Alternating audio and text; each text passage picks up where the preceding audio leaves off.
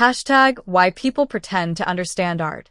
Have you ever stood in front of a painting and thought, I have absolutely no idea what I'm looking at? Then you looked around. Someone nearby was nodding thoughtfully. Another person was reading the museum label. Someone else was saying something about symbolism, composition, or the artist's intention. And suddenly, you felt like you were the only person in the room who didn't understand the painting. So you nodded too. Maybe you even said, interesting. But inside, you were thinking, what does that even mean? This happens more often than people admit, because art galleries can create a strange kind of social pressure. We don't just look at art. We watch other people looking at art, and we assume they know something we don't. There is an unspoken expectation that we are supposed to understand. We are supposed to recognize the important artists. We are supposed to know the historical period. We are supposed to understand the symbolism. We are supposed to have an opinion. And sometimes, instead of admitting that we don't understand something, we pretend that we do. Why? Because nobody wants to feel unintelligent. Imagine standing in front of an abstract painting. There are shapes, colors, lines, and forms. You don't feel anything particularly strong. You don't understand what the artist is trying to say. But someone next to you says, the fragmentation of the figure represents the psychological instability of modern existence. Now, suddenly, the painting sounds profound. You look at it again. Maybe you think, oh, maybe that is what I'm supposed to see. And this is where something fascinating happens. The words can change the painting. Before the explanation, you saw colors and shapes. After the explanation, you begin searching for psychological instability. You are no longer simply looking. You are looking for what you have been told to see. This isn't necessarily a bad thing. Context can make art richer. Learning about an artist's life can completely change how we understand their work. Learning about a historical period can reveal things we would never notice on our own. But there is a danger. We can become so concerned with the correct interpretation that we forget our own response. Art is not always a test. There isn't always one correct answer. Sometimes a painting makes you happy. Sometimes it makes you uncomfortable. Sometimes it does absolutely nothing for you. And that is allowed. You don't have to like every masterpiece. You don't have to admire every famous artist. And you don't have to pretend that a painting moved you when it didn't. This can be difficult because museums and galleries have authority. The painting is on the wall.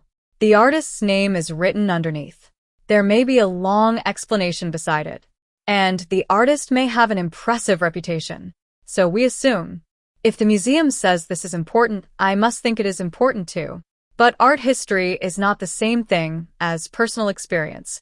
A painting can be historically important and still not speak to you. Another painting can be relatively unknown and completely capture your attention. That doesn't make you ignorant. It makes you a viewer.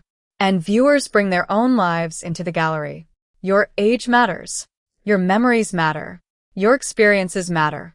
The culture you grew up in matters. The people you have loved matter. The things you have lost matter. All of these things influence what you see. Consider a painting of an elderly woman sitting alone. A young person might see loneliness. Someone who has cared for an aging parent might see something entirely different. Someone else might see strength. Another viewer might see themselves decades in the future. The painting has one image, but it can contain hundreds of different meanings. This is why I think one of the most valuable things you can do in a gallery is to look before you read. Stand in front of the artwork. Don't read the label yet. Don't look up the artist. Don't search for an explanation. Just look. What do you notice first? What do you feel? What attracts you? What bothers you? What do you not understand? Then read the label. Maybe the information confirms what you felt. Maybe it completely contradicts your interpretation. And that's where the experience becomes interesting. Because now you have two perspectives. The artist's world and your world. Sometimes they meet. Sometimes they don't. And that is perfectly fine. There is another reason people pretend to understand art. They are afraid of saying something foolish. They think there is a special language they don't know. Words like composition, perspective, iconography, postmodernism, expressionism, formalism, symbolism. These words can be useful, but they can also create a wall between ordinary people and art. Art shouldn't belong only to people who know the vocabulary. You don't need an art history degree to have a reaction to a painting. You don't need to know every technical term. You don't even need to know why you like something. You can simply say, "I don't know what this means, but I keep looking at it." That is a perfectly legitimate response. In fact, it may be one of the most honest responses you can have, because curiosity is often more valuable than pretending. So the next time you are in a gallery and you don't understand a painting, don't look around to see what everyone else thinks. Give yourself permission to be confused. Look longer.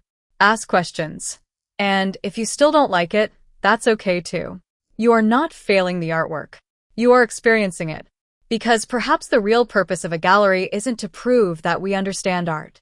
Perhaps it is to give us a place where we can encounter something we don't understand and stay curious long enough to discover why. And maybe the most intelligent thing you can say in front of a painting is not,